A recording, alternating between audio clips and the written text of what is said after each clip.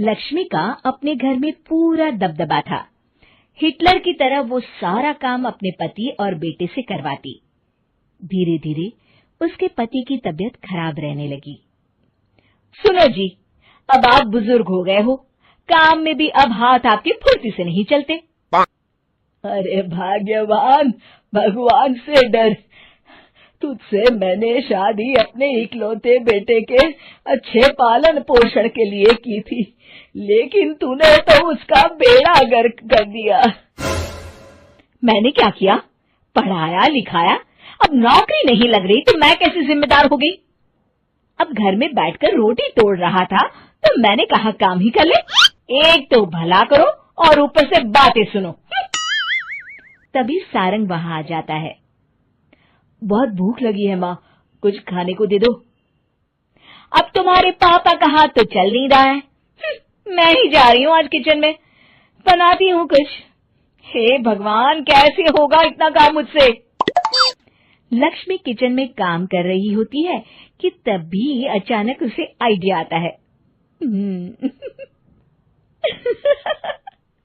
अरे मैं भी ना, अरे यहाँ तो फ्री की नौकरानी ला सकती हूँ मैं, फिर मैं क्यों खाना बना रही हूँ? उस दिन लक्ष्मी सारंग की पसंद का खाना बनाती है और बैठकर उसे बड़े ही प्यार से खिलाती है। खा ले बेटा, खा ले, पेट भर के खा ले। अरे रुक, मैं तेरे लिए ना गर्मा गर्म रोटियां लाती हूँ। सारंग और उसके पिता एक दूसरे की ओर बड़े ही हैरानी से देखते हैं। बेटा सारंग, जरूर दाल में कुछ काला है, वरना ये औरत तो हमें बासी खाना भी सुकून से ना खाने दे। सुनील की बात लक्ष्मी सुन लेती है और जोर जोर से चिल्लाने लगती है। अरे हाँ, भलाई का तो जमाना ही नहीं रहा।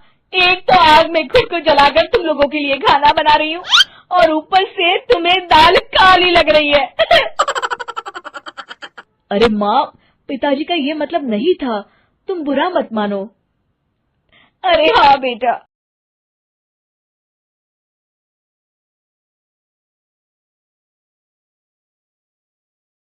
तू कहता है तो मान लेती हूँ। लक्ष्मी सारंग के पास बड़े ही प्यार से बैठ जाती है और फिर कहती है, बेटा मैंने ना तेरी शादी करने की सोच ली है। अब तेरे पिताजी के हाथ भी नहीं चलते, तो सोच रही हूँ तेरे लिए बीवी ले आऊं। अब पता नहीं ना मैं भी कब मर जाऊं।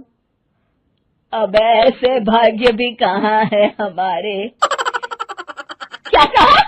अरे हाँ, तुम तो चाहते ही हो कि मैं मर जाऊं, लेकिन मैं अपनी प्यारी बहू का चेहरा देखे बिना नहीं मरूंगी। हाँ माँ, शादी तो मैं कर लूं, लेकिन मैं नौकरी नहीं करता, फिर कोई क्यों देगा मुझे अपनी बेटी? अरे क्यों नहीं देगा बेटी? इतना बड़ा घर, खेल खलियान है, किस चीज की कमी है हमारे पास? जो आएगी राज करेगी, राज।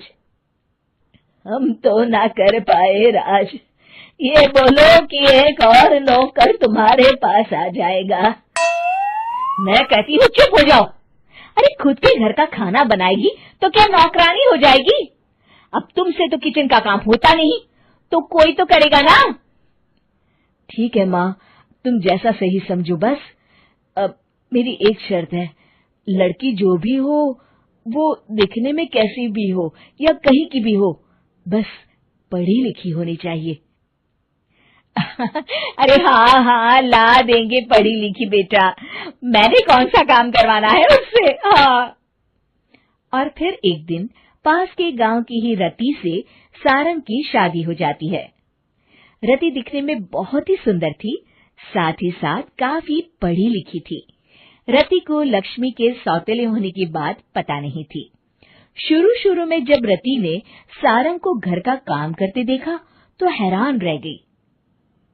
अरे ये तो अच्छी बात है कि आप घर का काम करते हैं, लेकिन मैं तो घर में ही हूं ना, आप क्यों कर रहे हैं जी? जाइए आप नौकरी के लिए अप्लाई कीजिए ना। तभी लक्ष्मी वहां आ जाती है। अरे रति बहू, करने दे उसे काम। और हाँ, मेरे घर के कुछ नियम है, कायदे हैं, यहाँ बीच में ना ही बोलो तो तुम्हारे लिए अच्छा होगा। रति को लक्ष्मी की बात कुछ अजीब सी लगती है। वो समझ नहीं पाती है कि वो ऐसा व्यवहार क्यों कर रही है, लेकिन उसे लक्ष्मी के सौतेले होने के बारे में कुछ पता नहीं चलता है। फिर एक दिन तो हद ही हो जाती है।